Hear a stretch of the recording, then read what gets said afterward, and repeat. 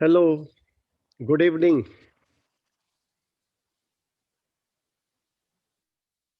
Audio video quality confirm करिए। Yes sir, सही है। सभी लोग अपना वीडियो ऑन करिए।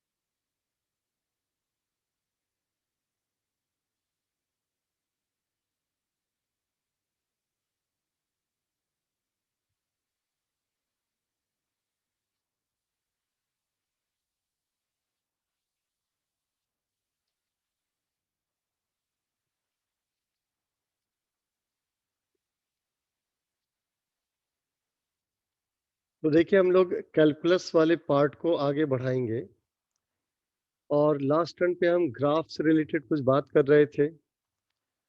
तो अलग अलग तोड़ के कि ऐसा स्ट्रेट लाइन, ऐसा कर्व हो तो क्या कहेंगे आप dy बाई डी एक्स के बारे में। अब यदि हम चीज़ों को मिक्स करें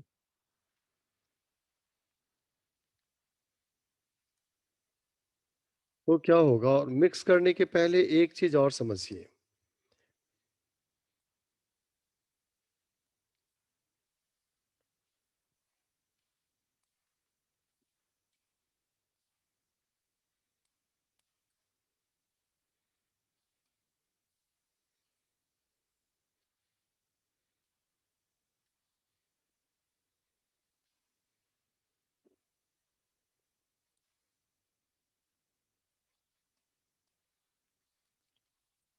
मान लीजिए ग्राफ ऐसा होता,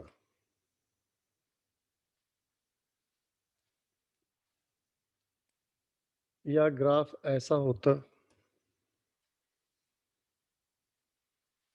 दो पॉसिबिलिटीज है। सबसे पहले एक बात गौर करिएगा इसमें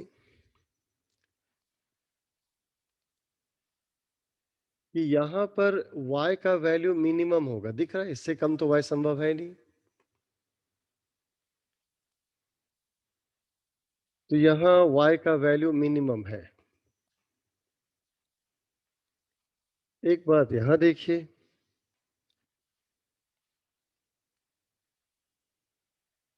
यहाँ पे y का वैल्यू मैक्सिमम होगा।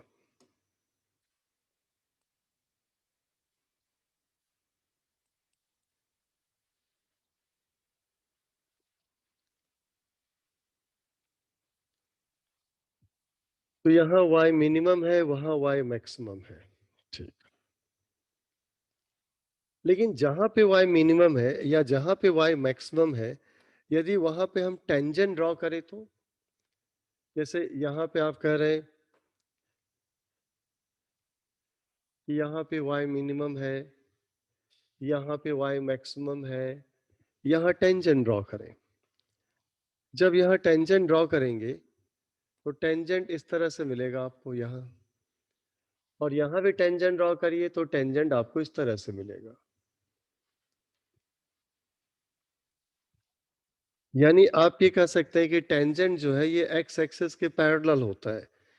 कहाँ पे? जहाँ पे y मैक्सिमम हो या जहाँ पे y मिनिमम हो, वहाँ पे टेंजेंट जो है वो एक्स एक्सिस के पैरेलल होता है। जब टेंजेंट एक्स एक्सिस के पैरेलल हो गया तो थीटा क्या हो जाएगा? 0 डिग्री या 180 डिग्री। तो tan थीटा कितना हो जाएगा? 0। इन tan थीटा तो dy बाई डी एक्स होता है। तो dy बाई डी एक्स 0।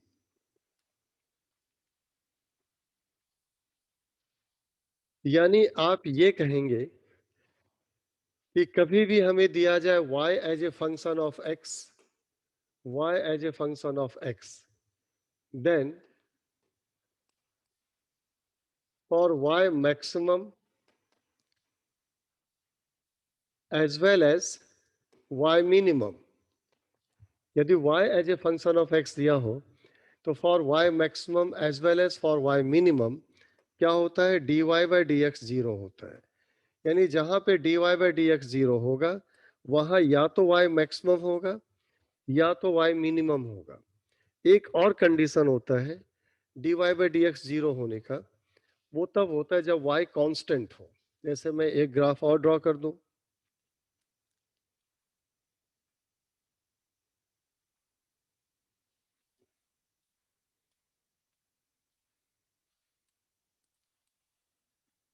यदि ग्राफ स्ट्रेट लाइन हो और स्ट्रेट लाइन इस तरह से हो, यहां तो y कांस्टेंट हो गया ना, आगे पीछे जाएंगे और आगे पीछे जाने पे x वेरी करेगा लेकिन y कहाँ वेरी कर रहा है। जैसे देखिए यहाँ पे, देखिए यहाँ भी y का वैल्यू वही है, यहाँ भी y का वैल्यू वही है, यहाँ भी y का वैल्यू वही है, यानी y कांस्टेंट है। तो आप ये कह लेंगे कि जब ऐसा होगा तब भी तो ये इसके पैरेलल हो गया, तब भी थीटा जीरो या 180 हो गया, तब भी tan theta zero, dy by D x zero. यानी if dy by D x equals to zero, यदि dy by D x zero है तो फिर या तो y मैक्सिमम होगा या तो y मिनिमम होगा और या तो y कांस्टेंट होगा। अब कहेंगे ये फर्क कैसे करेंगे, वो अभी मैंने आपको नहीं सिखाया, वो थोड़ा सा वेट करना होगा। तो यानी सिंपल सा कॉन्सेप्ट है कि if dy by D x equals to zero, यदि dy by D x zero है तो या तो y मैक्सिमम होगा या तो y मिनिमम होगा या तो y कांस्टेंट होगा, जो कि ग्राफ से आपका प्रूफ हो रहा है। ग्राफ से आपका ये प्रूफ हो रहा है। एक चीज और देख लीजिए, जैसे यहाँ पे मैंने आपको ये सिखाया था कि जब भी ग्राफ कर्व के शेप में होगा तो dy by D x variable होगा। बताइए आप, यदि हम यहां से यहां तक की बात करें, सिर्फ यहां से यहां तक, तो ग्राफ की क्या टेंडेंसी है, y एक्सिस के पैरेलल होने की या x एक्सिस के पैरेलल होने की? X axis. नहीं? और जब x एक्सिस के पैरेलल होता है तो आपको मालूम है कि dy by D x decrease करेगा, नहीं? बताया था लास्ट टर्न पे। तो ये यहां से यहां तक ये ग्राफ ऐसे बेंड कर रहा है कि x एक्सिस के पैरेलल होना चाह रहा है, तो dy by D x decrease कर रहा है और टॉप पे जाकर के इतना डिक्रीज किया कि dy by D x zero हो गया, है ना जीरो यहाँ पे। यानी dy बाई डी एक्स पहले डिक्रीज किया, टॉप पे जाके जीरो हुआ, उसके बाद नीचे आएंगे तो अब ये y एक्सिस के पैरेलल होना चाह रहा है। लेकिन आप टेंजेंट ड्रॉ करेंगे तो ऑब्ट्यूस एंगल मिलेगा, तो dy by D X negative होगा, लेकिन dy बाई डी एक्स का जो मैग्नीट्यूड होगा वो इंक्रीजिंग होगा। यानी यहां से यहां तक dy by D X positive and decreasing है, टॉप पे dy by D x zero हो गया घट के, और फिर dy by D X negative हो गया लेकिन मैग्नीट्यूड इंक्रीजिंग है। वैसे आप बात करें यहां से यहां की, तो यहां से यहां की बात करें तब भी ये x एक्सिस के पैरेलल होना चाह रहा है, और यहाँ टेंजेंट लेंगे तो ऑब्ट्यूस एंगल आएगा, तो dy by D X negative होगा। तो आप कह लेंगे dy by D X negative होगा और dy बाई डी एक्स का मैग्नीट्यूड डिक्रीजिंग होगा क्योंकि x एक्सिस के पैरेलल होना चाह रहा है। यहाँ पे घट के जीरो हो गया, उसके बाद ये y एक्सिस के पैरेलल होना चाह रहे हैं, तो dy by D x increasing होगा और पॉजिटिव भी होगा। देखिए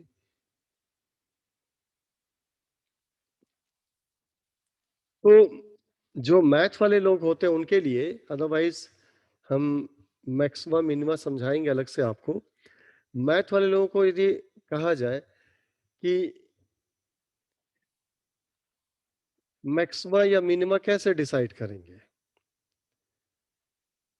तो मैक्सिमा मिनिमा डिसाइड करने का मतलब होता है कि आप कहेंगे जहां पे dy by D x zero होगा वहां पे, लेकिन कहेंगे नहीं वो तो डाउट डेवलप करेगा।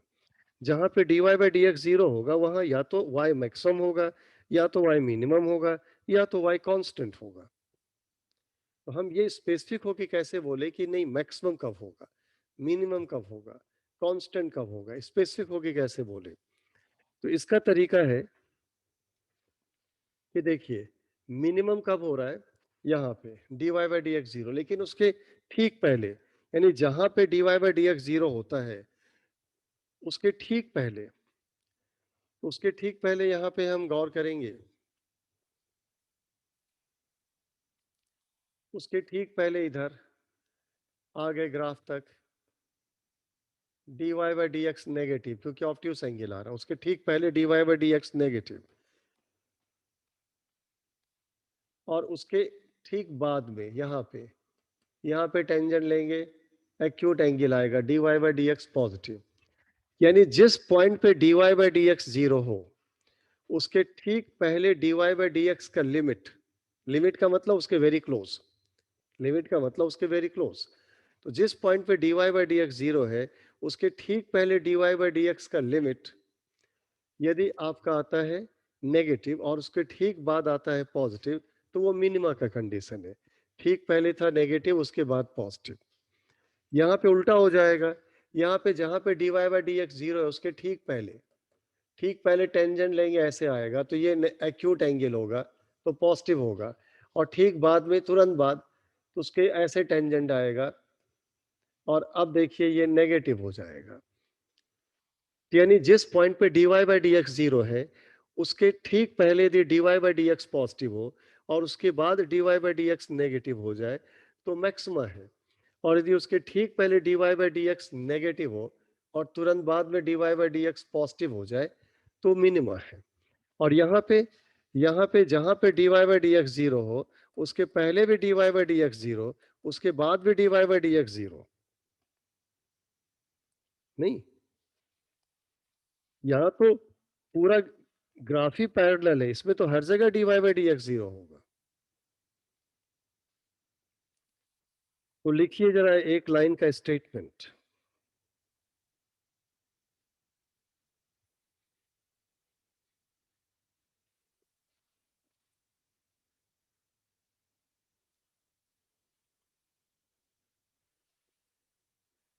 if dy by dx is 0, if dy by dx is 0, that means y is maximum or minimum or constant.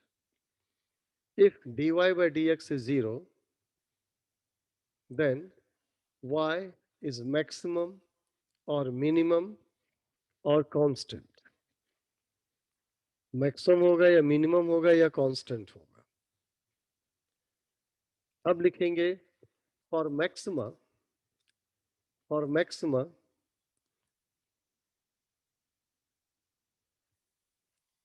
Left hand limit of dy by dx, left hand limit of dy by dx is positive and right hand limit of dy by dx is negative.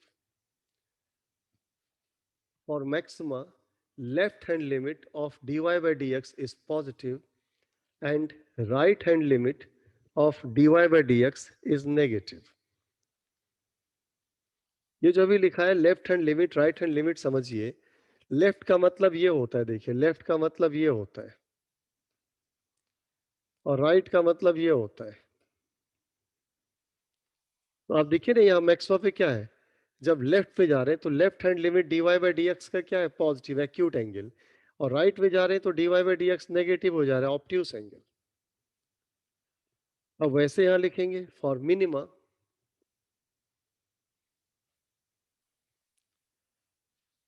Left hand limit of dy by D x is negative, for minima left hand limit of dy by D x is negative and right hand limit of dy by dx is positive. For minima, left hand limit of dy by dx is negative and right hand limit of dy by dx is positive. अब बहुत detail में math में तो जाना नहीं मुझे, तो एक चीज और कह देता हूं कि dy बाई dx को तो आप कहते हैं differentiation of y with respect to x। इसको कहा जाता है सिंगल डिफरेंशिएशन। ऐसे लिख दे d2y अपॉन dx स्क्वायर, इसको कहते हैं y का x के रेस्पेक्ट में डबल डिफरेंशिएशन। यदि d3y अपॉन dx क्यूब, तो यह है y का x के रेस्पेक्ट में triple integration. dny upon dxn, ये कहलाता है y का x के रेस्पेक्ट में nth डिफरेंशिएशन। तो ये तो फर्स्ट है, ये सेकंड डिफरेंशिएशन है, ये थर्ड, ये nth। होता क्या है, आप एक बार डिफरेंशिएट करेंगे तो dy बाई dx लिखेंगे, एक बार डिफरेंशिएट करके जो मिलेगा उसे एक बार और डिफरेंशिएट कर देंगे तो d2y अपॉन dx स्क्वायर। एक बार डिफरेंशिएट किया तो लिखेंगे dy बाई dx, एक बार और डिफरेंशिएट कर दिया तो d2y अपॉन dx स्क्वायर, उसे एक बार और डिफरेंशिएट कर दिया तो d3y अपॉन dx क्यूब, उसे एक बार और डिफरेंशिएट कर दिया तो d4y अपॉन dx 4। इस तरह से एक ही फंक्शन को एक के बाद डिफरेंशिएट करेंगे, n बार कर देंगे तो हो जाएगा nth differentiation dny upon dxn। तो मैक्सिमम मिनिमा के लिए एक और जो होता है तरीका, जो प्रैक्टिकली आप फॉलो करेंगे चाहे आप मैथ ग्रुप के हो या बायो ग्रुप को हो, वो ये है कि y as a function of x ये गिवन है, ये गिवन है कि y x का फंक्शन है, वो गिवन है। और आप कहेंगे कि हम dy बाई dx फाइंड करें और dy बाई dx जो फाइंड हो जाए उसे इक्वल टू 0 कर दें। तो इसको डिफरेंशिएट करेंगे, dy बाई dx मिल जाएगा। डिफरेंशिएट कैसे करते हैं सिखाना है अभी मुझे। इसे डिफरेंशिएट करेंगे, dy बाई dx मिल जाएगा, उसे इक्वल टू 0 कर देंगे। उसे इक्वल टू 0 करके क्या सॉल्व कर लेंगे, x का वो वैल्यू जिसके लिए dy बाई dx 0 होता है, x का वो वैल्यू जिसके लिए dy बाई dx 0 है, वो मिल जाएगा। फिर आप कहेंगे इसे एक बार और डिफरेंशिएट करेंगे, double differentiation d2y upon dx square, और ये डिफरेंशिएट होके जो भी मिलेगा, मैं आपको बता दूं यहाँ पे एक सिंबल और होता है कि fx को एक बार डिफरेंशिएट करेंगे तो लिखा जाता है f डैश x, दो बार डिफरेंशिएट करेंगे तो f डबल डैश x, तीन बार डिफरेंशिएट करेंगे तो f ट्रिपल डैश x। ये फंक्शन गिवन है, एक बार डिफरेंशिएट करेंगे तो सिंबल है, ये वैल्यू नहीं है, सिंबल है। दो बार ऐसे लिख दिया गया तो एक बार डिफरेंशिएट हो चुका है, ऐसे लिखा दो बार डिफरेंशिएट हो चुका है। तो जैसे मैं यहाँ पे कहूँ कि मैं फिर से कुछ कह रहा हूँ, इसको इंक्लूड करना चाह रहा हूँ मैं कि y as a function of x है, यहाँ डैश नहीं है ना, इन्हें डिफरेंशिएट अभी नहीं हुआ है, सिंपली y x का फंक्शन है जो गिवन है। इसे एक बार डिफरेंशिएट करेंगे तो dy बाई dx, तो इसको लिखना होगा f डैश x। भाई ये भी तो x के टर्म में आएगा, डिफरेंशिएट करेंगे x के टर्म में आएगा। फिर इसे क्या करेंगे, इसे इक्वल टू 0 करके सॉल्व करेंगे क्या, x का वैल्यू जिसके लिए dy बाई dx 0 हो रहा है, यानी इसे एक बार डिफरेंशिएट करेंगे, डिफरेंशिएट करके fx की जगह f डैश x आएगा, उसे इक्वल टू 0 करेंगे तो ये पता चलेगा x के किस वैल्यू के लिए dy बाई dx 0 हुआ है।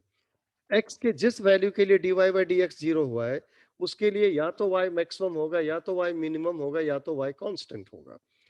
अब कहेंगे कि एक बार और डिफरेंशिएट इसी को कर दीजिए, d2y अपॉन dx स्क्वायर। जब एक बार और डिफरेंशिएट करेंगे तो ये f डबल डैश x हो जाएगा, और यहां से जो x मिला है वो x यहां रख देंगे। x के जिस वैल्यू के लिए dy अपॉन dx 0 हुआ वो x का वैल्यू इसमें रखेंगे। जब रखेंगे, रखने के बाद यदि d2y अपॉन dx स्क्वायर रखने के बाद, ये रखने के बाद पॉजिटिव आ गया तो ये है कंडीशन ऑफ मिनिमा, पॉजिटिव आया तो कंडीशन ऑफ मिनिमा। और यदि ये x रखने पे d2y upon dx square negative आ गया तो ये है कंडीशन ऑफ मैक्सिमा।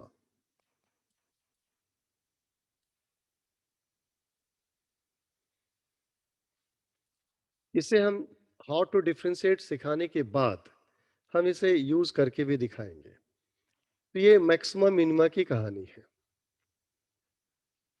जो फिजिक्स में यूज बहुत होना है। अब देखिए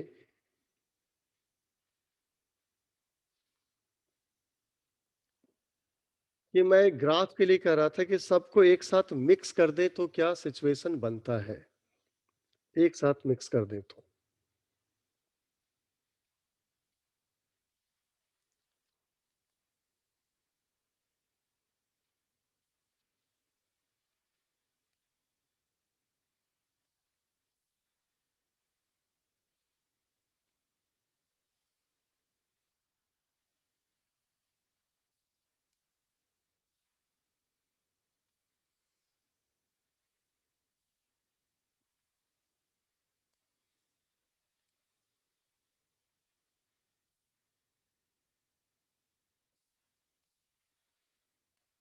ये y as a function of x है और ये x है।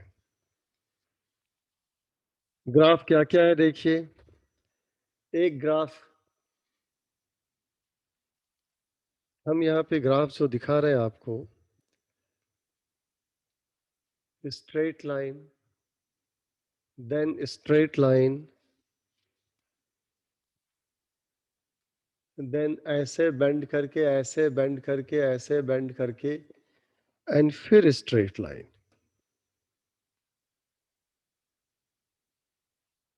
जहां जहां ग्राफ का शेप चेंज हो रहा है उसे मार्क करिए। जैसे जहां जहां शेप चेंज हो रहा है हमने इसे कह लिया ओ, ये ओ है, ये ए, ये बी, ये सी, ये डी, ये ई, ये एफ, ये जी।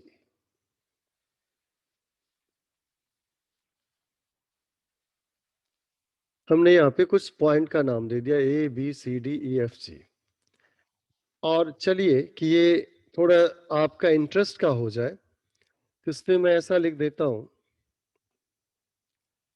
कि ये जो एक्स एक्सिस पर हमने टाइम को प्लॉट किया है और वाई एक्सिस पे हमने डिस्प्लेसमेंट को प्लॉट किया है।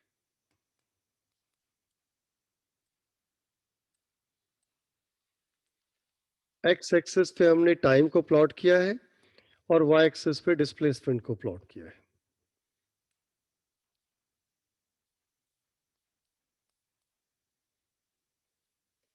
तो स्लोप ऑफ टेंजेंट जो dy बाई डी एक्स होगा वो यहाँ पे हो जाएगा ds बाई डी टी, और इसे कहते हैं instantaneous velocity. ds by D T को इंस्टैंटेनियस वेलोसिटी कहते हैं, ये मैं बता दे रहा हूं पहले ही। स्लोप ऑफ टेंजेंट वैसे तो होता है slope of tangent dy by D x, तो slope of tangent dy by D X है, तो यहाँ पे वो ds बाई डी टी होगा क्योंकि y की जगह s है, डिस्प्लेसमेंट s, और x की जगह टाइम t है, तो ये ds बाई डी टी ये वेलोसिटी हो जाएगा इंस्टैंटेनियस। मैं क्या पूछने जा रहा हूँ, जैसे आपसे पूछूंगा o से a के बीच बताइए वेलोसिटी कांस्टेंट होगा कि वेरिएबल होगा, वेलोसिटी पॉजिटिव होगा कि नेगेटिव होगा। यदि वेरिएबल कह दिया तो मैं पूछूंगा वेलोसिटी इंक्रीजिंग होगा कि डिक्रीजिंग होगा। तो इस तरह की बहुत सारी बातें फिर हो जाएंगी। तो जरा समझिएगा, मैं एक दो समझा देता हूँ फिर आपसे पूछता हूँ। जैसे मैं दो समझाऊंगा सिर्फ आपको, बाकी आप बताएंगे। ओ से ए के बीच समझा रहा हूँ। ओ से ए के बीच में ग्राफ स्ट्रेट लाइन है, ग्राफ स्ट्रेट लाइन है तो dy by D x constant होगा, तो ds बाई डी टी भी कॉन्स्टेंट होगा, यानी वेलोसिटी कॉन्स्टेंट होगा। ओ से ए के बीच ग्राफ स्ट्रेट लाइन है तो dy by D x constant यानी ds by D T constant यानी वेलोसिटी कॉन्स्टेंट। फिर इस पे टेंजेंट क्या ड्रॉ करेंगे, खुद ही स्ट्रेट लाइन है, तो ये एंगल आपका एक्यूट एंगल है, ओ से ए के बीच में एक्यूट एंगल है, तो थीटा लेस देन 90 है तो tan थीटा पॉजिटिव होगा, तो dy बाई dx पॉजिटिव होगा, यानी ds बाई dt पॉजिटिव होगा, यानी वेलोसिटी पॉजिटिव होगा। तो आप कह लेंगे इससे कि वेलोसिटी पॉजिटिव है और वेलोसिटी कांस्टेंट है। और यदि वेलोसिटी कांस्टेंट है तो आगे यदि वेलोसिटी और एक्सेलरेशन की समझ हो आपको, जो हाई स्कूल में पढ़े होंगे, तो एक्सेलरेशन जीरो है क्योंकि वेलोसिटी कांस्टेंट है, वेलोसिटी चेंज हो नहीं रहा है, तो एक्सेलरेशन जीरो हो जाएगा। अब एक और समझा देता हूं मैं, बी और सी के बीच का, एक स्ट्रेट लाइन वाला, एक कर्व वाला। बी और सी के बीच में ग्राफ कर्व है, बी और सी के बीच में ग्राफ कर्व है, तो dy बाई dx वेरिएबल होगा, तो ds बाई dt वेरिएबल होगा, यानी वेलोसिटी वेरिएबल होगा।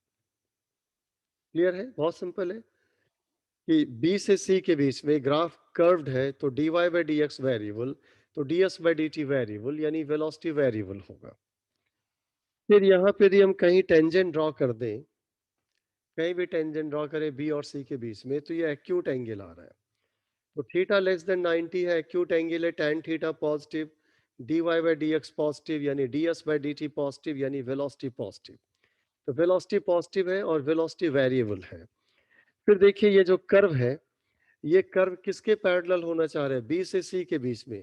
तो बी से सी की तरफ जाइए, बी से सी की तरफ जाएंगे तो ये y एक्सिस के पैरेलल होना चाह रहा है।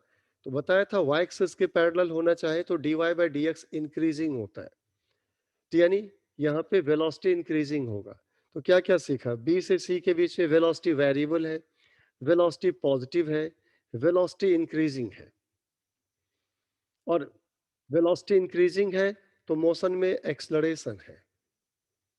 खैर, ये मैंने कैसे सोचना है ये तरीका बता दिया। अब मैं आपसे पूछते जा रहा हूं कि सी से डी के बीच में कौन बताना चाहेंगे? वो अपने को अनम्यूट करिए और बताइए कि वेलोसिटी कांस्टेंट या वेरिएबल, वेलोसिटी पॉजिटिव या नेगेटिव, वेलोसिटी इंक्रीजिंग या डिक्रीजिंग या कांस्टेंट, ये बताना है आपको।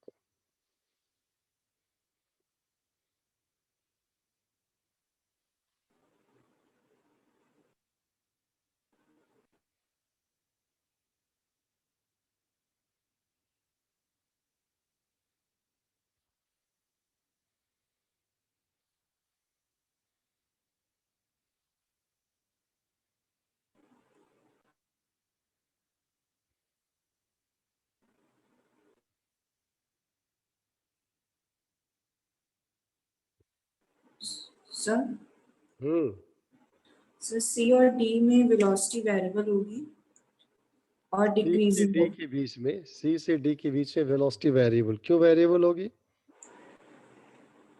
सर क्योंकि वो एक्स एक्सिस के पैरेलल जा रहा है। नहीं, मैंने सर ऐसे तो नहीं कर्व्ड है। सिखाया था।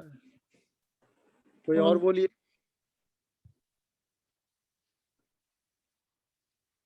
सी से डी के बीच में बताइए क्या होगा?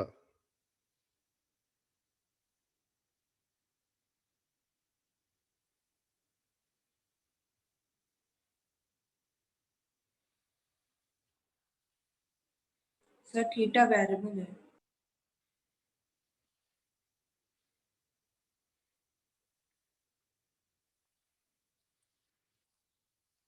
देखिए, मैं फिर से आपको हेल्प करता हूँ, मैं जैसे पूछ रहा हूँ वैसे बोलना है आपको।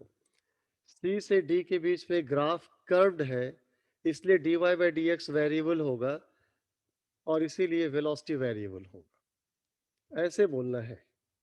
क्योंकि आपको देख करके ऐसे ही सोचना है, सवाल जब आएगा अरे ये कर्व है, कर्व है तो dy बाई dx वेरिएबल है। अब वहां पे dy बाई dx जिस फिजिकल क्वांटिटी को एक्सप्लेन कर रहा होगा वो वेरिएबल हो जाएगा। आप बैठ के टेंजेंट ड्रॉ करेंगे, अच्छा थीटा घट रहा है, थीटा बढ़ रहा है, इतना टाइम होगा क्या? तो जैसे आपको कर्व दिखा, कोई भी ग्राफ कर्व दिखा, dy बाई dx वेरिएबल है, कोई भी ग्राफ स्ट्रेट लाइन दिखा, dy बाई dx कांस्टेंट है। तो सी से डी के बीच में ग्राफ कर्व है, इसलिए dy बाई dx वेरिएबल, तो ds बाई dt वेरिएबल, यानी वेलोसिटी वेरिएबल। फिर कहेंगे कि यहाँ कहीं भी बीच में टेंजेंट ड्रॉ कर दें तो ये एक्यूट एंगल आ रहा है less then 90, tan theta positive, dy by dx positive, ds by dt positive, velocity positive, तो वेलोसिटी पॉजिटिव हो गया। फिर ये पैरेलल किसके होना चाह रहा है, एक्स एक्सिस के। देखिए कैसे बेंड कर रहा है कि एक्स एक्सिस के पैरेलल होना चाह रहा है, तो dy by dx डिक्रीजिंग, यानी वेलोसिटी डिक्रीजिंग। और वेलोसिटी डिक्रीजिंग है तो यहाँ रिटार्डेशन होगा या डी एक्सलरेशन होगा, वेलोसिटी घट रहा है। एग्जैक्टली डी पे क्या होगा, डी पे तो मैक्सिमा है, अभी समझाया था। डी पे मैक्सिमा है, वहां d Y by D x zero हो जाएगा। डी पे मैक्सिमा है, वहां d Y by D x zero हो जाएगा, यानी वेलोसिटी जीरो हो जाएगी। अब आप कहेंगे ये जैसे ए और बी के बीच में, ए और बी के बीच पे ग्राफ स्ट्रेट लाइन है लेकिन इसके पैरेलल है, तो ग्राफ स्ट्रेट लाइन इसके पैरेलल है, स्ट्रेट लाइन है तो D Y by D x constant, लेकिन चूंकि इसके पैरेलल है तो D Y by D x zero नहीं। तो ए से बी ग्राफ स्ट्रेट लाइन और इसके पैरेलल है, तो स्ट्रेट लाइन इसलिए D Y by D x constant, और इसके पैरेलल इसलिए D Y by D x zero. तो D Y by D x zero है और कांस्टेंट कांस्टेंट है और जीरो है। और यहाँ पे d Y by D x ही कांस्टेंट नहीं, इवन वाई भी कांस्टेंट है। आप देखिए हर जगह वाई वही आएगा। तो यानी कह लेंगे ए से बी जो है वेलोसिटी जीरो है और कांस्टेंट है। वेलोसिटी जीरो और कांस्टेंट का मतलब पार्टिकल रेस्ट में है, मोशन में नहीं है। ए से बी के बीच में। फिर आप कह लेंगे डी से ई के बीच में, कौन बताना चाहेगा, स्कंद यस सर। बताइए, डी से ई के बीच में वेलोसिटी कांस्टेंट है कि वेरिएबल है? वेरिएबल। हम्म, वेरिएबल। वेरिएबल क्यों? कर्व है। ग्राफ कर्व है। अब बताइए वेलोसिटी पॉजिटिव है कि नेगेटिव है? नेगेटिव। क्यों? Towards the x axis. नहीं नहीं, नेगेटिव इसलिए है कि जब हम टेंजेंट लेंगे तो ये स्लोप ऑब्ट्यूस एंगल दे रहा है। डी और ई के बीच टेंजेंट ले तो स्लोप ऑब्ट्यूस एंगल दे रहा है, more than 90। Theta more than 90 है तो टेन थीटा नेगेटिव हो जाएगा, तो D Y by D X negative, तो D S by D T negative, यानी वेलोसिटी नेगेटिव, तो वेलोसिटी नेगेटिव हो जाएगा। खैर, अब बताइए वेलोसिटी इंक्रीजिंग है कि डिक्रीजिंग है? डिक्रीजिंग। डिक्रीजिंग। डी से ई के बीच में ग्राफ जो है वाई एक्सिस के पैरेलल होना चाह रहा है, और जब वाई एक्सिस के पैरेलल होना चाहता है तो D Y by D x का जो मॉड होगा, क्योंकि d Y by D x तो नेगेटिव था तो मॉड कहना होगा। वाई एक्सिस के पैरेलल होने से इंक्रीज करता है, d Y by D x increasing होगा, वेलोसिटी इंक्रीजिंग होगा, मोशन में एक्सलरेशन होगा। देखिए कितना आसान है। एक्स एक्सिस के पैरेलल होना चाहे तो D Y by D X decreasing, Y axis के पैरेलल होना चाहे तो D Y by D x increasing, slope acute angle आ रहा है तो D Y by D X positive, slope obtuse angle आ रहा है तो D Y by D X negative. कितना सिंपल है। चलिए ई से एफ के बीच में, जय, ई से एफ के बीच बताइए वेलोसिटी कांस्टेंट है कि वेरिएबल है? Sir variable. क्यों? सर कर्व है। कर्व है। वेलोसिटी पॉजिटिव है कि नेगेटिव है? Sir negative. क्यों? Obtuse angle. बिल्कुल सही है, यहाँ टेंजेंट ड्रॉ करेंगे, ऑब्ट्यूस एंगल आ जाएगा। अब बताइए वेलोसिटी का मैग्नीट्यूड, क्योंकि नेगेटिव है तो मॉड बात करनी होगी। वेलोसिटी का मैग्नीट्यूड इंक्रीजिंग है कि डिक्रीजिंग है? Sir decreasing. क्यों डिक्रीजिंग है? सर एक्स एक्सिस की तरफ कर्व कर रहा है। एक्स एक्सिस के टुवर्ड्स के और बेंड कर रहा है, एक्स एक्सिस के पैरेलल होना चाह रहा है। ठीक, बिल्कुल सही जय, आपका सारा जवाब सही था इसमें। अब एफ से जी, एफ से जी में आद्या, एफ से जी में वेलोसिटी कांस्टेंट या वेरिएबल? So constant. स्कंद आप कहाँ है भाई, आपका चेहरा नहीं दिखता है, बिल्कुल किनारे हो जाते हैं। तो कांस्टेंट क्यों है? So क्योंकि straight line है. स्ट्रेट लाइन है। वेलोसिटी पॉजिटिव है कि नेगेटिव है? So negative है. नेगेटिव है, क्यों? So obtuse angle बन रहा है. ऑब्ट्यूस एंगल बन रहा है तो नेगेटिव है। तो ठीक है, वेलोसिटी इसमें कांस्टेंट है क्योंकि स्ट्रेट लाइन है, और ऑब्ट्यूस एंगल होने से वेलोसिटी नेगेटिव है। चूंकि वेलोसिटी कांस्टेंट है तो एक्सेलरेशन वगैरह तो होगा नहीं। तो ग्राफ बहुत आसान होता है डिसाइड करना, आप लोग इसे सीख लीजिए ढंग से। और सिंपल सा है कि जब स्ट्रेट लाइन हो तो dy by D x constant, curve हो तो वेरिएबल, इधर बेंड करे उधर बेंड करे, सारी बातें तो आपसे की जा चुकी है। चलिए इसके बाद हाउ टू डिफ्रेंशिएट कैसे करेंगे? तो देखिए दो बातें होती थी, मैथ ग्रुप के लोग और मैथ के टीचर से पढ़ रहे होते तो आपको सिखाते डिफ्रेंसिएशन बाय फर्स्ट प्रिंसिपल से। मैं क्या सिखाऊंगा कि मैं ऐसे सिखाऊंगा कि आपका काम हो जाए जल्दी से। मैं मैथ का टीचर तो हूं नहीं कि अदरवाइज फिजिक्स का भी स्टार्ट होगा। तो हाउ टू डिफ्रेंशिएट आपको देखना है, कुछ डेफिनेट फॉर्मूला है जो याद करना होगा। पहला है कि यदि y equals to x to the power n हो, y equal to x to the power n हो, तो dy बाई डी एक्स जो होगा ये हो जाएगा n x to the power n minus one. जो पावर है सामने आ जाएगा और वहां पावर एक से कम हो जाएगा।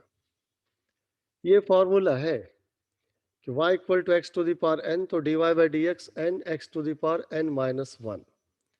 जैसे जैसे y इक्वल्स टू मान लीजिए एक्स स्क्वायर होता तो dy बाई डी एक्स हो जाता 2x to the power 2 minus one, यानी 2x। y इक्वल्स टू आपका होता मान लीजिए 1 अपॉन एक्स स्क्वायर, तो इसको लिख देते हैं x to the power minus two. ये लिखते हैं y equals to 1 upon x square को लिख सकते हैं। तो dy बाई डी एक्स हो जाएगा minus two x to the power minus two minus one, यानी minus two x to the power minus three, यानी minus two upon X cube. ये हो जाएगा।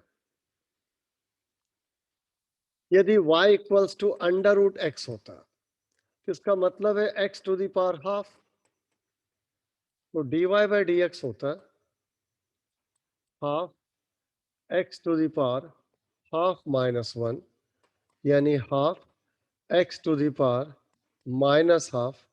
और माइनस हाफ जब करेंगे तो ये हो जाएगा हाफ, और नीचे ले आएंगे तो x टू द पावर अब प्लस हाफ हो जाएगा, यानी 1 अपॉन 2 रूट एक्स।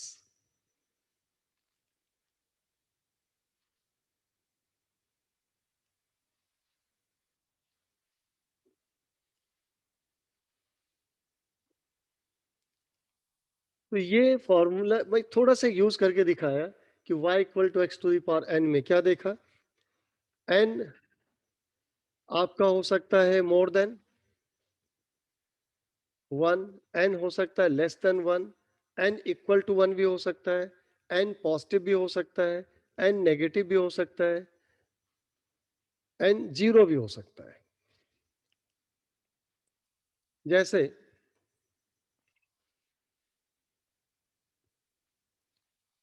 मान लीजिए कि आपका होता y इक्वल टू एक्स, इसका मतलब हो गया x to the power one, तो dy बाई डी एक्स ये होता one X to the power one minus one, यानी one X to the power zero, X to the power zero यानी one.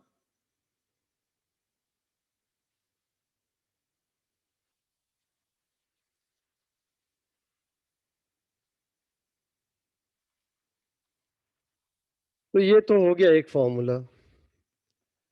अब दूसरा,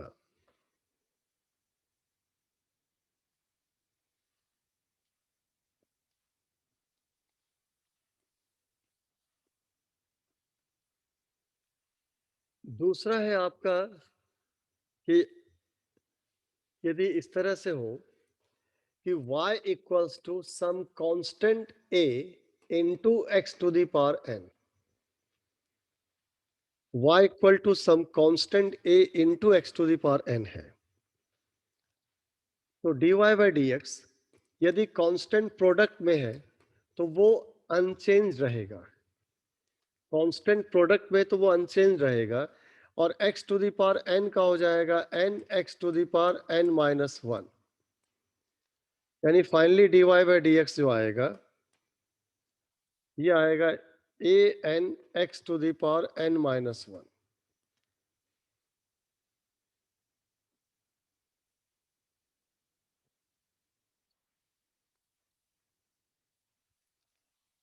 लेकिन y इक्वल टू ऐसा होता है a plus x to the power n, यानी a अलग होता है x अलग होता है, और dy बाई dx लिखना है तो कांस्टेंट का डिफरेंशिएशन जीरो हो जाएगा। डिफरेंशिएशन का मतलब चेंज होता है, कांस्टेंट कहाँ चेंज करेगा, a कांस्टेंट है तो कांस्टेंट का डिफरेंशिएशन जीरो होगा, और x to the power n का हो जाएगा n x to the power n minus one.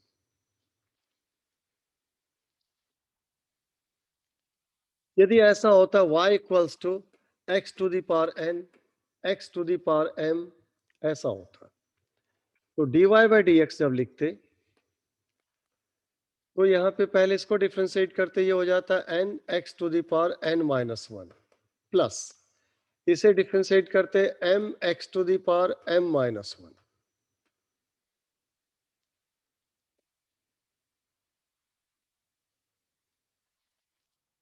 यदि y इक्वल्स टू ऐसा होता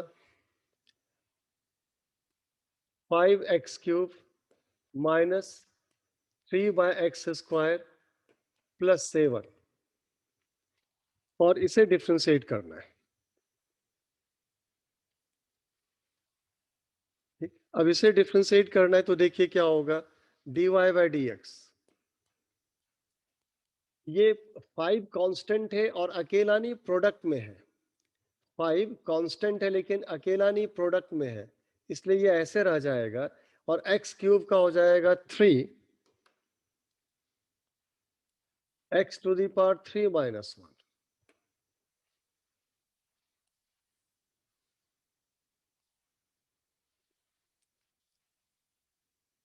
फिर ये जो फिर minus 3 by x square, 3 by x square को आप ये लिख सकते हैं, देखिए 3 बाई एक्स स्क्वायर को 3x to the power minus two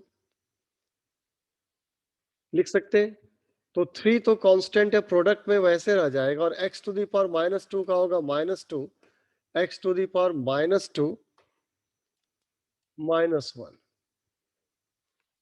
plus 7 का डिफरेंशिएशन जीरो, ये कांस्टेंट है, इसके साथ प्रोडक्ट में कोई वेरिएबल नहीं है, कांस्टेंट है प्रोडक्ट में कोई वेरिएबल नहीं है, इसलिए इसका डिफरेंशिएशन जीरो, यानी फाइनली ये आ जाएगा 15x square minus minus plus 6x to the power minus three, और वो तो जीरो है, यानी 15x square plus 6 by x cube, ये आ गया dy बाई dx।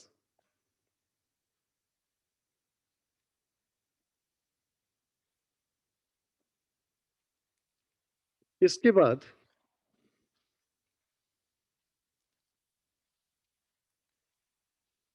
आपका है ट्रिगोनोमेट्री में जो फंक्शन आता है इसको कहते हैं ट्रिगोमेट्रिकल फंक्शन।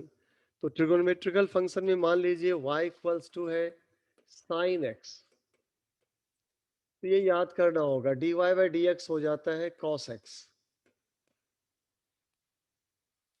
y इक्वल टू है cos x, तो dy बाई dx हो जाता है minus sine x, y equals to है tan x, तो dy बाई dx हो जाएगा माइनस, ये सॉरी माइनस नहीं, sec square x, y equals to a cot x, तो dy बाई dx हो जाएगा minus cosec square x, y equals to है sec x, तो dy बाई dx हो जाएगा sec x into tan x, y equals to है cot x, तो dy by dx हो जाएगा माइनस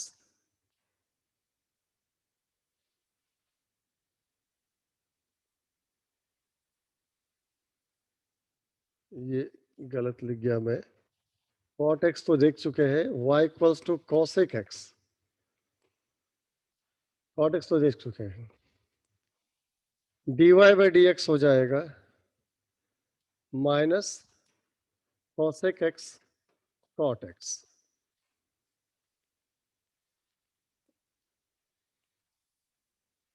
ट्रिगोमेट्रिकल फंक्शन इतनी तो होते हैं, sine cos tan cot sec cosec.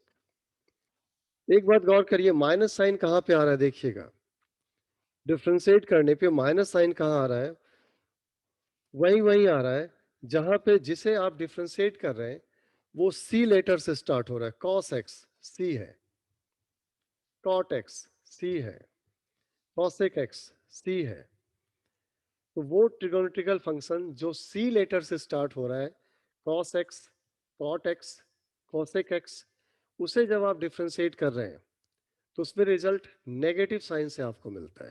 नहीं? इसका डिफ्रेंशिएशन देखिए, मैं यहाँ की बात कर रहा हूँ,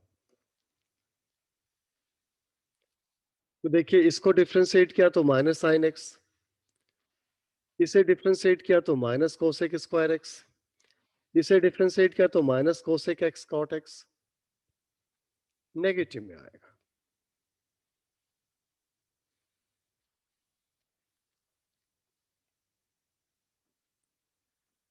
फिर देखिए आपका फंक्शन आता है लॉग फंक्शन, जैसे y equals to log base e x, इसको लोग ये भी कहते हैं ln x, ये जो नीचे लिखा है इसको बेस कहते हैं, लॉग बेस ई एक्स, इसी को ln x कहते हैं, नेचुरल लॉगरिथम होता है ये।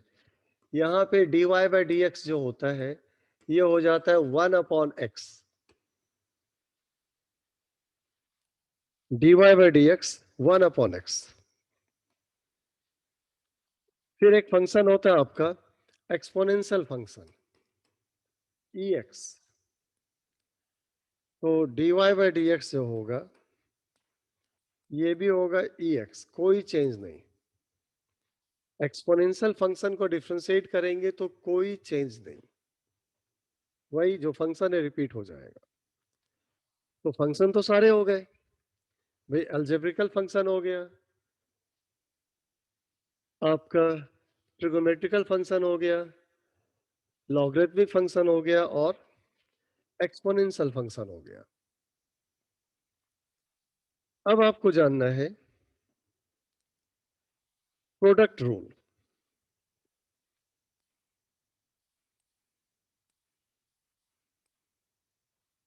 मान लीजिए y इक्वल्स टू है u इंटू वी, जिसमें u and v both are variable,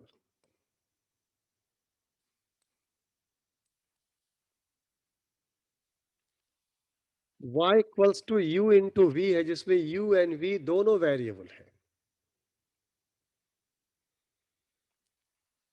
तो जब u एंड v दोनों वेरिएबल है तो देखिए मान लीजिए इसे हम डिफरेंशिएट करते हैं y को x के रेस्पेक्ट में,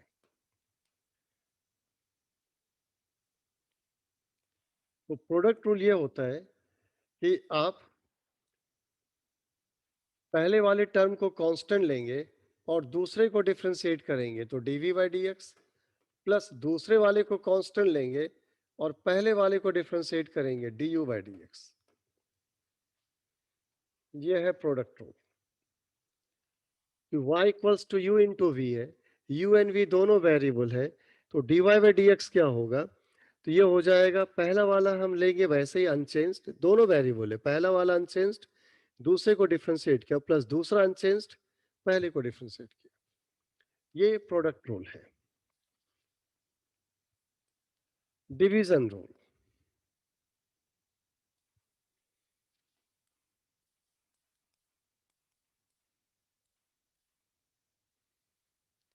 डिवीजन रूल में y इक्वल्स टू होगा u बाय v, यहां भी u एंड v दोनों वेरिएबल है। y equals to u by v, u and v दोनों वेरिएबल है। जब लिखेंगे dy बाय dx, तो देखिए ये जो v है उसे ऊपर ले जाएंगे और u को डिफरेंशिएट कर देंगे, माइनस u को ऐसे रखेंगे, v को डिफरेंशिएट कर देंगे, divided by v square.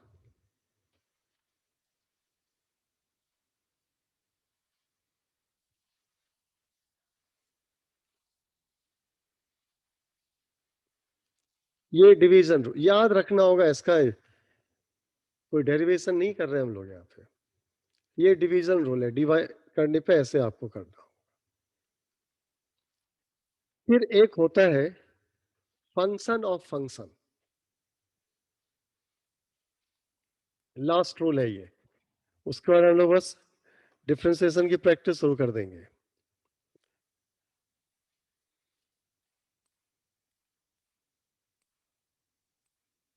Function of function, function of function में अभी मैं कुछ लिख रहा हूं, आप लिखिएगा नहीं। y equals to sine x है, तो y x का फंक्शन है, y x का फंक्शन है, ट्रिगोनोमेट्रिकल फंक्शन, ये फंक्शन ऑफ फंक्शन नहीं हुआ। y equal to sine x है, तो y x का फंक्शन हुआ, कौन सा? Trigonometrical function. लेकिन मैं ऐसे लिख दूं, y equals to ln sine x, ln sine x, तो ये तो खुद एक फंक्शन है साइन x, और उस फंक्शन का ये है फंक्शन लॉग वाला फंक्शन ln साइन x। ये नहीं, मैं ये नहीं लिख रहा ln साइन x, और यदि मैं लिख दूं ऐसे कि ln x into sine x, तो ये फंक्शन और फंक्शन नहीं है, ये तो दो फंक्शन का प्रोडक्ट है, ये दो फंक्शन का प्रोडक्ट है, इसमें प्रोडक्ट रूल आ जाएगा। ये फंक्शन और फंक्शन है कि आप कहेंगे जैसे log x में, log x में यहां x था, यहां x की जगह पूरा पूरा साइन x है, तो log जिसका फंक्शन है, log जिसका फंक्शन है, log किसका फंक्शन है? साइन x का, उसमें साइन x खुद x का फंक्शन है, इसको कहते हैं फंक्शन ऑफ फंक्शन।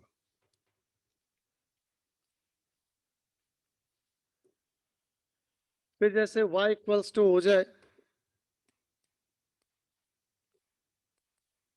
साइन, और इस तरह से ax square plus B X plus C, तो ये तो खुद x का फंक्शन है, और उसके बाद साइन आ रहा है, तो ये भी फंक्शन ऑफ फंक्शन हो गया, फंक्शन ऑफ फंक्शन। अभी देखिएगा, अभी y इक्वल्स टू मान लीजिए ऐसा होता कि ये e, और यहाँ पे x के बजाय यहाँ हो जाता है e tan x का स्क्वायर। अब कहेंगे ex हमने सीखा था, ये क्या है? तो ये भी फंक्शन ऑफ फंक्शन है।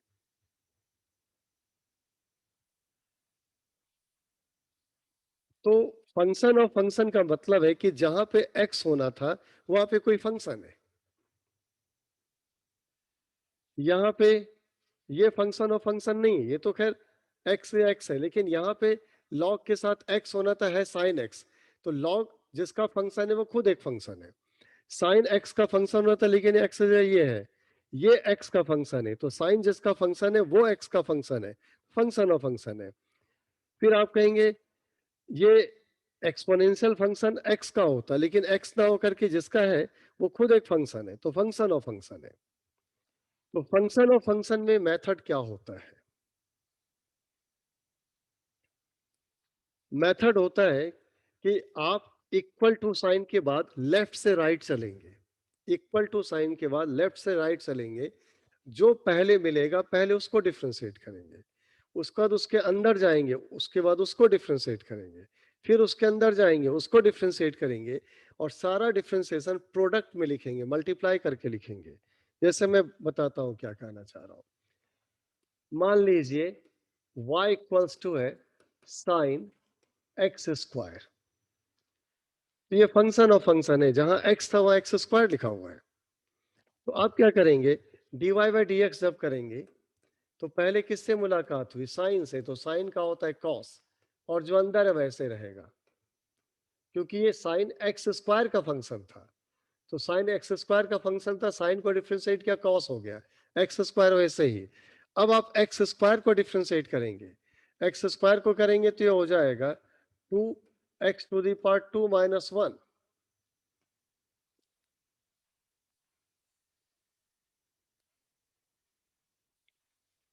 ये एक्स स्क्वायर का हो गया differentiation.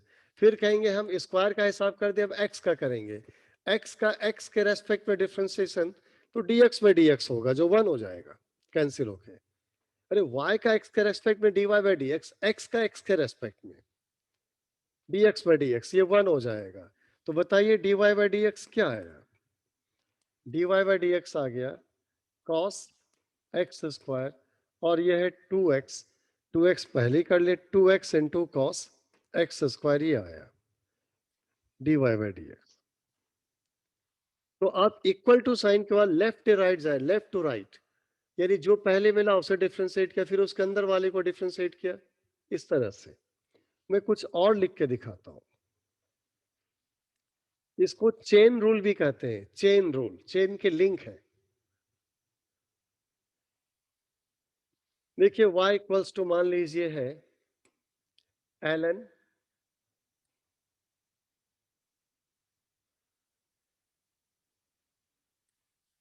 tan 3x cube plus x square, ये है।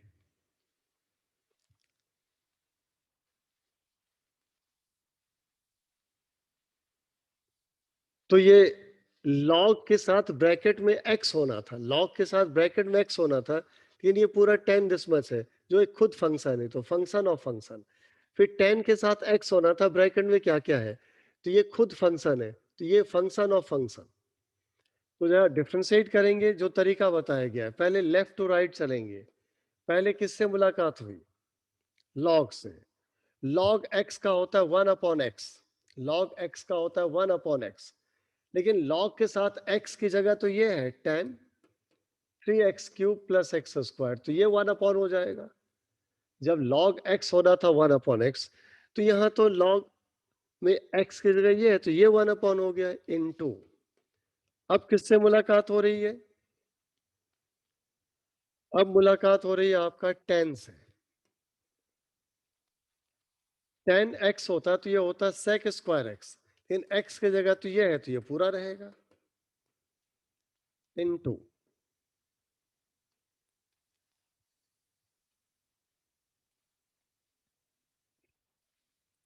अब अंदर वाले की बात करें, 3x क्यूब है,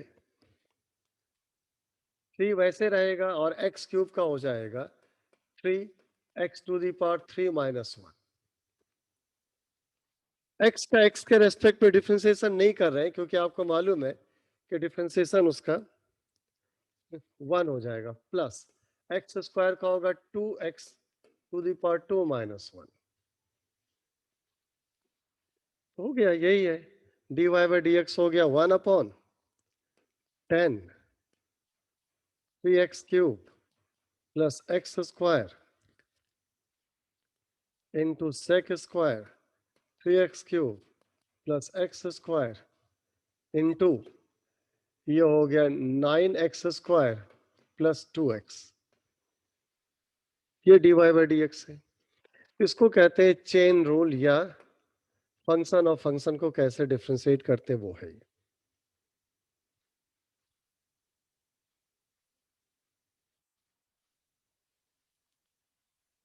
लेकिन इसको डिफरेंशिएट करें, उसके अंदर वाले को करेंगे उसके अंदर, उसके लिए पीछे वाले सारे फॉर्मूले पहले याद होने चाहिए ना, तभी तो बात बनेगी। अब जैसे डिवीजन रूल था तो दो और प्रोडक्ट रूल दोनों को यूज करके देख लें। मान लीजिए आपका होता y equals to ln x tan x। अब ये फंक्शन ऑफ फंक्शन नहीं है, ये दो अलग अलग फंक्शन है जिसका ये प्रोडक्ट है, ये फंक्शन ऑफ फंक्शन नहीं है, दो अलग अलग फंक्शन का प्रोडक्ट है। तो दो वेरिएबल का प्रोडक्ट हो गया ये, एक को u समझिए एक को v समझिए। अब dy बाई dx हो जाएगा, ये ln x का हो जाएगा। पहले तो याद है ना dy बाई dx कैसे लिखते थे, u को कांस्टेंट v को डिफरेंशिएट करते थे प्लस v अनचेंज्ड और u को डिफरेंशिएट करते थे। तो वही है, u ऐसे रहने दीजिए ln x और v को डिफरेंशिएट करिए तो हो जाएगा sec square x plus v को ऐसे रहने दीजिए tan x और u को डिफरेंशिएट करिए log x का 1/x। भाई u ऐसे रहने दीजिए, v को डिफरेंशिएट करिए, फिर v वैसे रहने दीजिए, u को डिफरेंशिएट करिए। ये प्रोडक्ट रूल हो गया।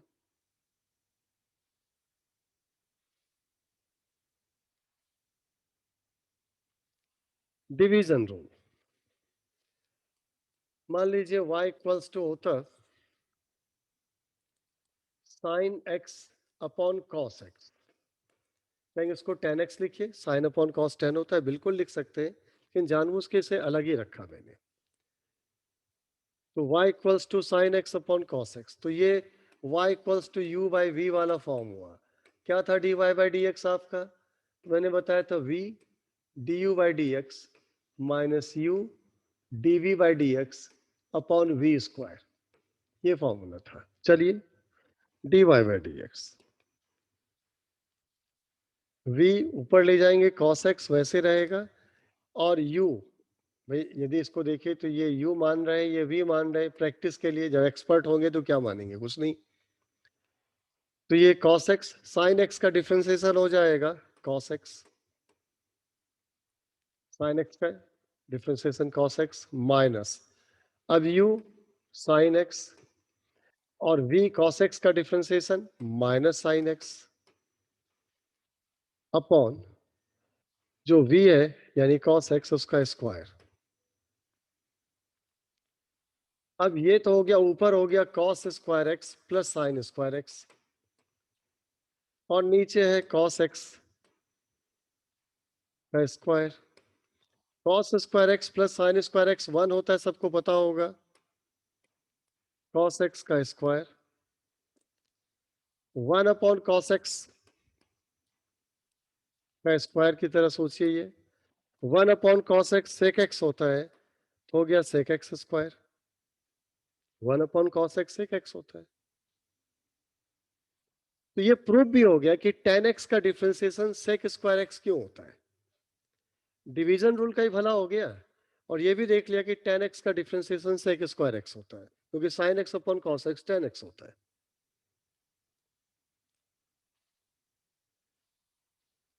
तो एक डिवीजन रूल दिखा दिया मैंने प्रैक्टिस करके, एक आपको प्रोडक्ट रूल दिखा दिया, और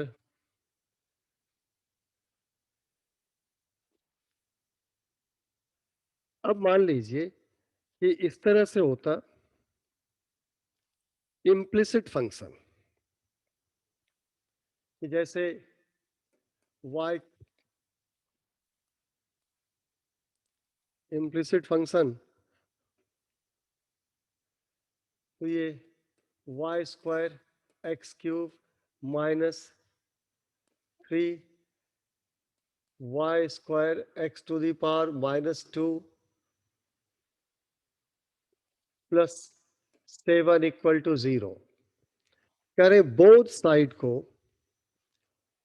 साइड को आप डिफरेंशिएट करिए x के रेस्पेक्ट, बोथ साइड को डिफरेंशिएट करिए एक्स के रेस्पेक्ट में, इम्प्लिसिट फंक्शन है अभी। तो ये तो प्रोडक्ट रूल हो जाएगा।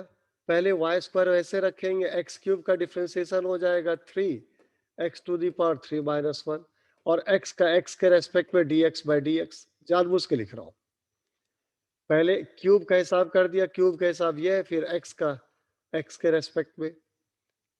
ये तो हो गया वाई स्क्वायर को कॉन्स्टेंटली एक्स क्यूब को डिफरेंशिएट किया। अब एक्स क्यूब को वैसे रखेंगे, वाई स्क्वायर को डिफरेंशिएट करेंगे, क्या हो जाएगा 2y⁻² - 1 और फिर x के रेस्पेक्ट में डिफरेंशिएट करें तो dy/dx।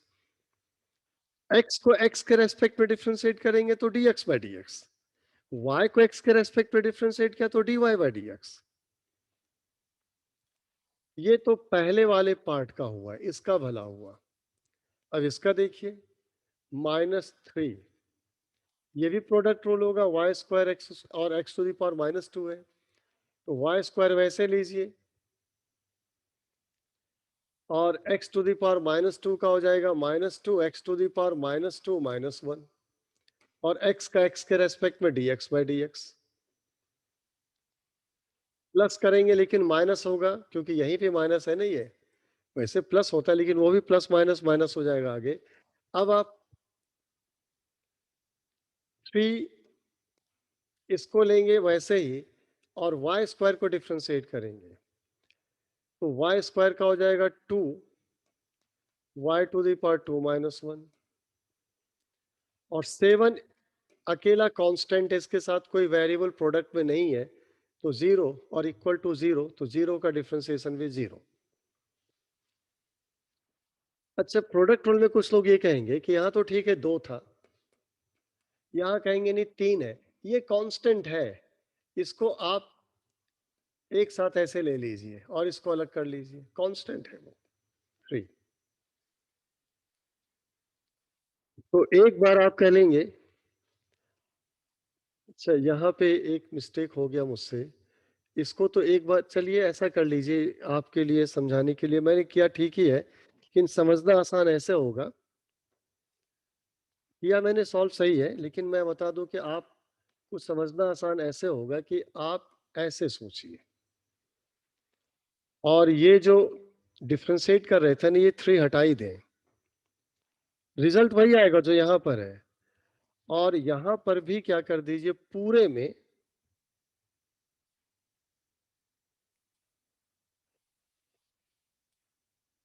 थ्री को बाहर ही कर लीजिए, वो डिफरेंशिएट ऐसे भी नहीं होना था,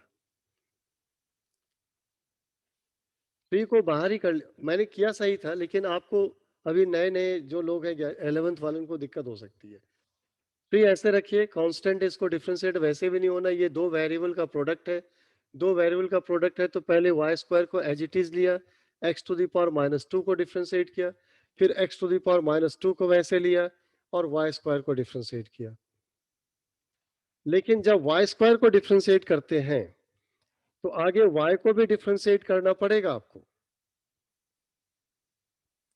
वाई स्क्वायर को डिफरेंशिएट करेंगे तो आगे y को भी डिफरेंशिएट करना होगा, किसके रेस्पेक्ट में, x के रेस्पेक्ट में, dy/dx। बाकी 7 का 0 और इक्वल टू 0। तो मैं फिर से रिपीट करता हूँ, कुछ चेंजेज आए इसलिए आपको मैं दोबारा से बता रहा हूँ कि y²x³ - 3y² x⁻² 7 equals to 0 में ये तो सिंपल था, 2 वेरिएबल का प्रोडक्ट था, वाई स्क्वायर को वैसे लिया, x को डिफरेंशिएट किया। x को जब डिफरेंशिएट करते हैं तो ये लिखने की नीड नहीं होती, क्योंकि कैंसिल होकर वैसे ही 1 आएगा और 1 से मल्टीप्लाई होकर के कोई चेंज तो आना नहीं है। लेकिन जब हमने इसको कांस्टेंट लिया और इसको डिफरेंशिएट किया तो वाई स्क्वायर का ये हो गया, और y को x के रेस्पेक्ट में डिफरेंशिएट करेंगे तो dy/dx आएगा, ये कैंसिल होके 1 नहीं आएगा, तो ये तो लिखना होगा। फिर यहाँ वाले में मैंने कहा 3 बाहर ही कर दीजिए, वो कांस्टेंट है, फिर ये 2 वेरिएबल का प्रोडक्ट है तो 3 बाहर कर दिया, कांस्टेंट है, और ये 2 वेरिएबल का प्रोडक्ट है तो ये y² लिया वैसे ही, और x⁻² को डिफरेंशिएट किया, ये ना भी लिखते तो फर्क नहीं पड़ता, फिर -x⁻² वैसे लिया और y² को डिफरेंशिएट कर दिया, लेकिन y को डिफरेंशिएट करेंगे तो dy/dx आपको लिखना होगा, और ये पूरा 3 से मल्टीप्लाइड है। और 7 का डिफरेंशिएशन 0 इक्वल्स टू 0। तो ये सिचुएशन है।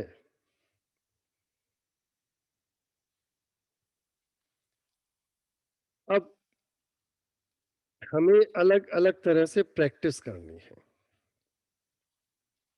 एक चीज और देखिएगा, जैसे y इक्वल्स टू, ये y क्यूब इक्वल्स टू 3, एक और देख लीजिए, x to the power 4 minus 5x cube plus 7x square plus 9, ये है। बोथ साइड को p के रेस्पेक्ट में डिफरेंशिएट करना है। अभी तक x के रेस्पेक्ट में कर रहे थे, नहीं साहब, हम बोथ साइड को p के रेस्पेक्ट में डिफरेंशिएट करेंगे।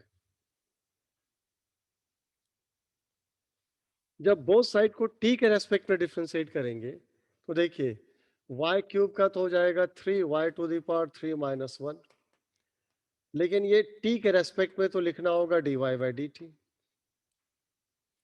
इक्वल्स टू 3 वैसे रहेगा, x टू दी पावर 4 का हो जाएगा 4x to the power 4 minus 1, और t के रेस्पेक्ट में तो dx by D T minus 5 x cube का हो जाएगा 3x to the power 3 minus 1, और t के रेस्पेक्ट में तो dx by D t plus 7 x square का हो जाएगा 2x to the power 2 minus 1 dx by D t plus 9 का तो 0 होगा, वो तो इंडिपेंडेंट कांस्टेंट है।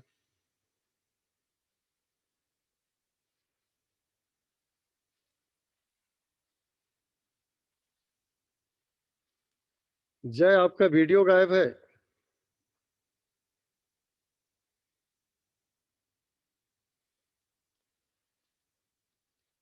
अब ये चीजें आसान है, डिफिकल्ट है, इसको भूल जाइए। ये आप प्रैक्टिस से आप इसमें एक्सपर्ट होंगे। ये बोथ साइड को मैंने x के रेस्पेक्ट में नहीं, t के रेस्पेक्ट में डिफरेंशिएट किया था। अब मैं आपको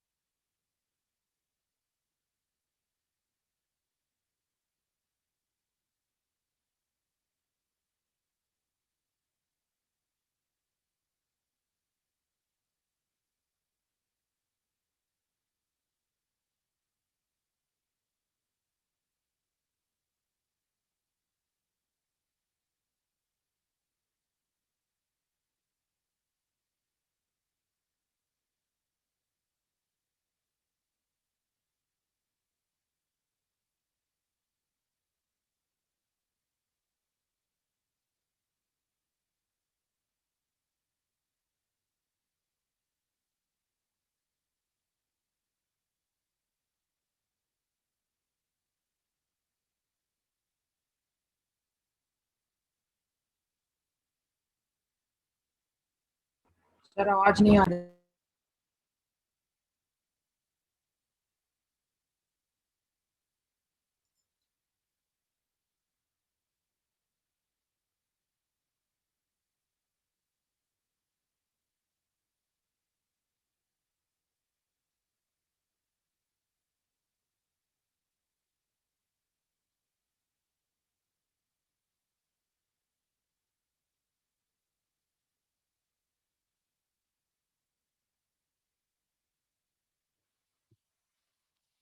तो मैं ये कह रहा था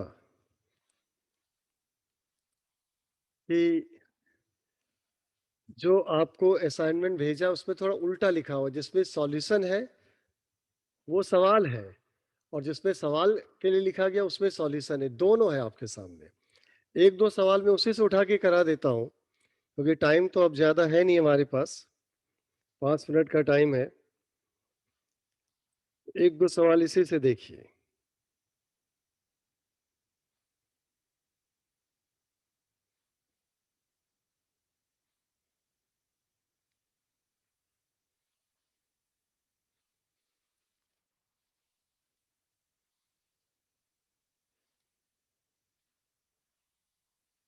इसमें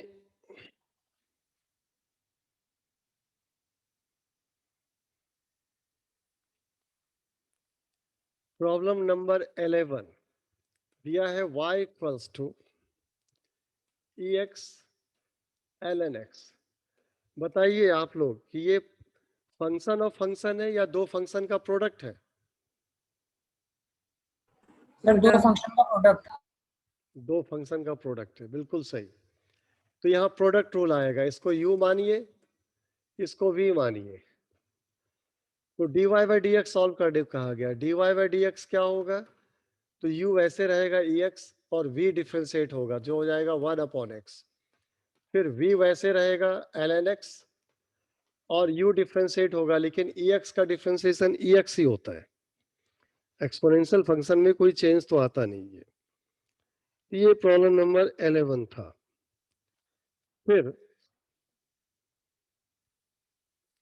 एक देखिए प्रॉब्लम नंबर 15। 15 में y equals to 2x plus 5 divided by 3x minus 2। बताइए कौन सा रूल इसमें फॉलो होगा?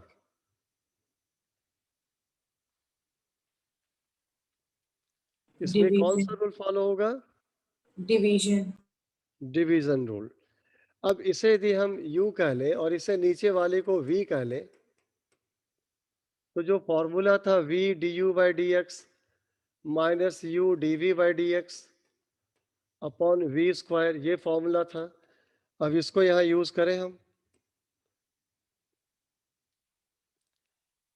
तो dy बाई डी एक्स होगा, v नीचे वाला ऊपर ले जाइए 3x minus 2,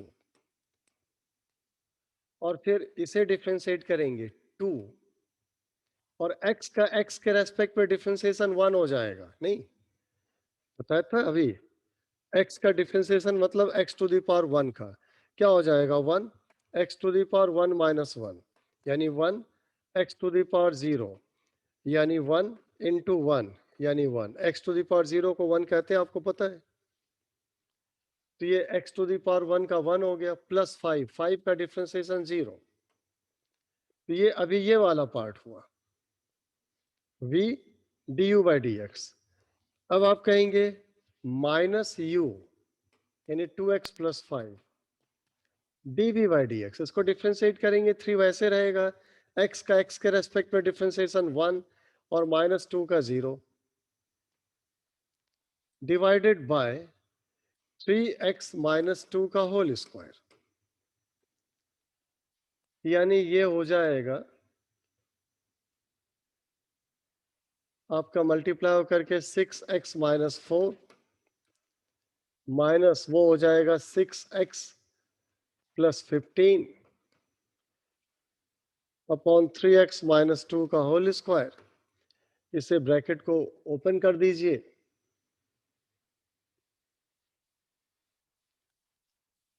6x minus 4 minus 6x minus 15 upon 3x minus 2 का होल स्क्वायर।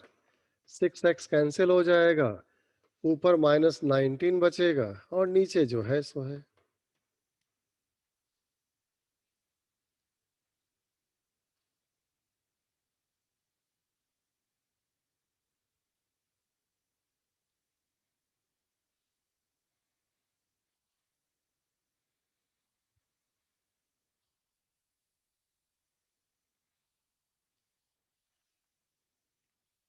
और एक देख लीजिए,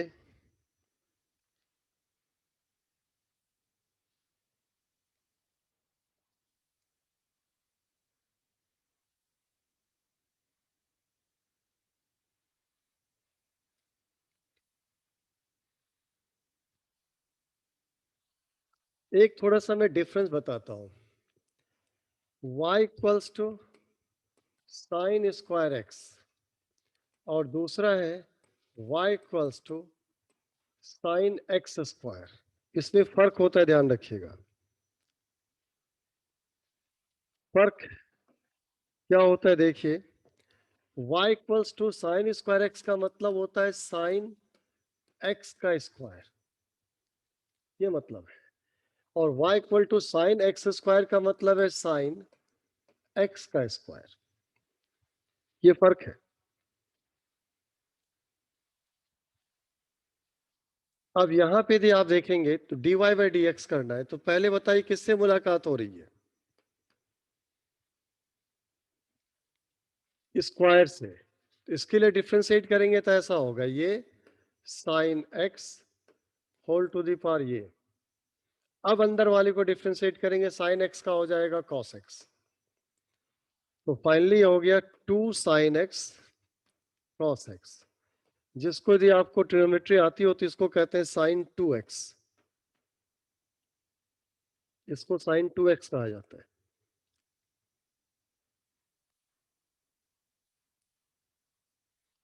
यहां देखिए dy बाई डी एक्स करेंगे तो पहले साइन से मुलाकात होगी, साइन का हो गया कॉस, बाकी ऐसे ही रहेगा ये इनटू। अब एक्स स्क्वायर से मुलाकात होगी तो 2x to the power 2 minus 1। तो dy बाई डी एक्स जो आ गया, ये आ गया, ये तो 2x हो जाएगा, तो 2x कॉस x का स्क्वायर ये आ रहा है।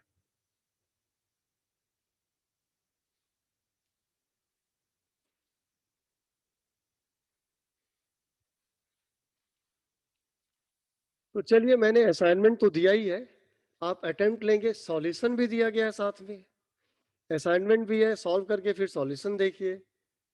असाइनमेंट में आंसर है लेकिन दूसरे पीडीएफ में सॉल्यूशन है, और जैसे मैंने कहा उल्टा लिख गया है, सॉल्यूशन वाले में असाइनमेंट है, असाइनमेंट वाले में सॉल्यूशन है। तो ट्राई करिएगा नेक्स्ट टर्न पे